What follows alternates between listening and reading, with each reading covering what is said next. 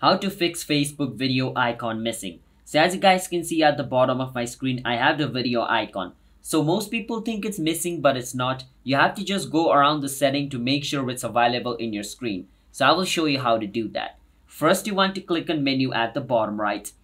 From inside menu, you can see the little setting icon at the top right of your screen. Click on setting. Now once you're inside setting and privacy, scroll a bit down and click on where it says navigation bar. Now from navigation bar, choose where it says customize the bar. Once you choose customize the bar, at the top, as you guys can see, I have my video pinned. So if you have your video set on auto or set on hidden, it's not going to be shown. You have to make sure your video option is on pinned. So just click on video and make sure the pin is selected. Once you select pin, it's going to be shown at the top and your video setting will be available at the bottom. Let me show you how it looks like when you don't have it. So I'm just going to hide it. As you guys can see, my video is now going to be removed from the bottom. So yeah, that is basically how you guys can fix your Facebook video icon missing by making sure that it is on pin and it'll work. So I hope you understand. If you guys found our video helpful, hit the subscribe to our channel How to Guide.